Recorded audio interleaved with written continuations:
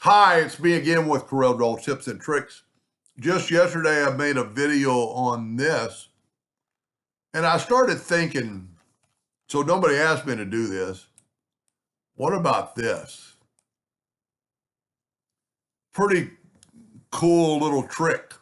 So I went on the internet, I went on Google and got this. Now, you see how big the bounding box is?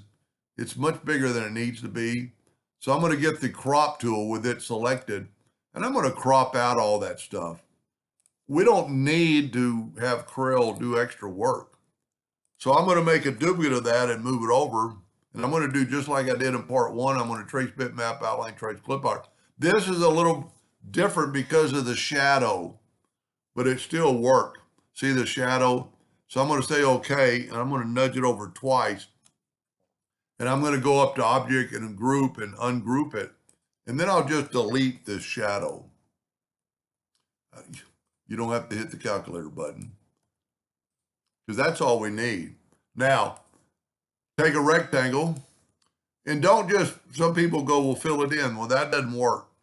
You've got to fill it in with the Smart Fill tool to get that shape.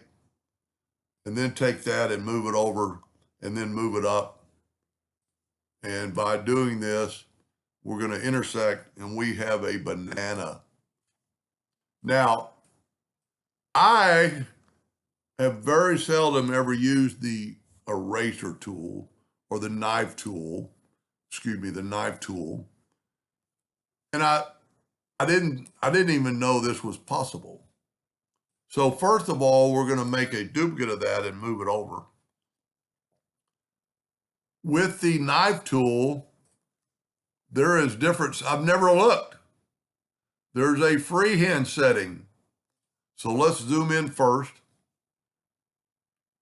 Get it and do a freehand cut. Now to do that, you've got to click on your item. And let me see if I can do a little better job. And it put a little bitty line right there. And look, now we have a slice of banana. Now, for some reason, it's a little bit funky looking right there. So we can change that by, you know what, I'm gonna make my smoothing tool like 1 inch. The bigger your smoothing tool, the faster it's gonna do that. Now, we don't even need this one anymore, but we're gonna put that one right on top of the other one. And we've already got a copy, so I'm just gonna move it down. I'd move it where you could see the interior and then go Control D and move it again. I'm trying to hold down the control button, which doesn't help. And look at that. You've got slices of a banana.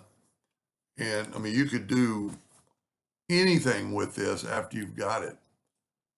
You know, have as many slices as you want. Pretty cool. Anyway, hope that helps somebody someday, and thank you for watching.